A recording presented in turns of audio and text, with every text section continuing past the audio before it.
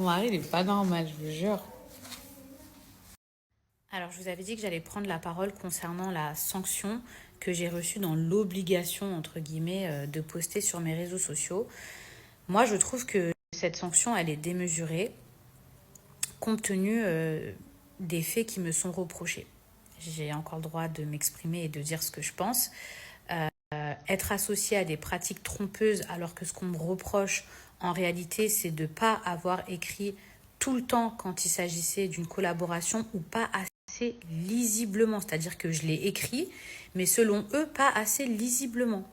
Je trouve que ça ne mérite pas d'être affiché de la sorte, de devoir placarder sur mes réseaux sociaux et être associé à des pratiques trompeuses.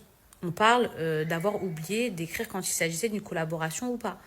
Si vous suivez un petit peu mes réseaux sociaux, à chaque fois que je fais une collaboration, je l'écris tout le temps. Je ne fais pas partie de ces gens qui ne mentionnent jamais quand c'est une collab. Au contraire, je l'écris tout le temps. Donc, s'il a pu m'arriver de ne pas l'écrire, c'est vraiment un oubli de ma part. Ça n'a jamais été volontaire. Et je peux entendre que du coup, on met une sanction à quelqu'un qui a pu oublier d'écrire quand il s'agissait d'une publicité. Mais quand même, de là à ce que j'épingle ça sur mes réseaux sociaux, être associé à des pratiques trompeuses, j'ai été placardée sur le compte de la DGCRF, il y a eu des articles contre moi dans le Parisien, contre BFM, comme si j'étais une criminelle. Faut pas la pousser là, faut pas abuser non plus. Je veux dire, ok, j'ai oublié parfois d'écrire publicité, mais ça mérite pas tout ça.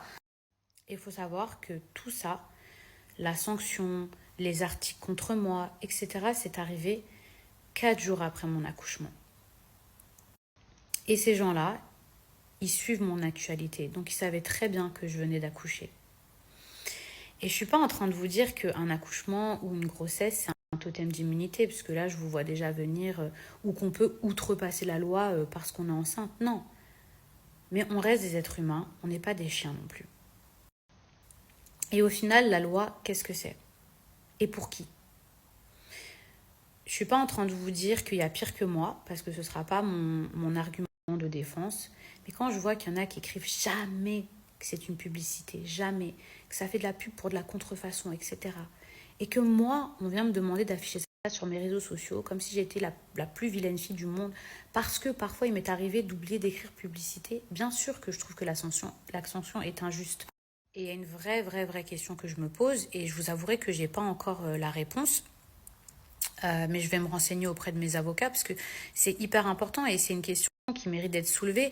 C'est que pourquoi je suis soumise aux lois françaises alors que je vis à Dubaï depuis 2021, que j'ai ma société ici, etc. en rapport avec les placements de produits. Donc finalement, je reçois des sanctions alors que je vis même plus dans le pays. Donc voilà, en tout cas, j'avais besoin de réagir là-dessus et j'avais besoin de clarifier certaines choses.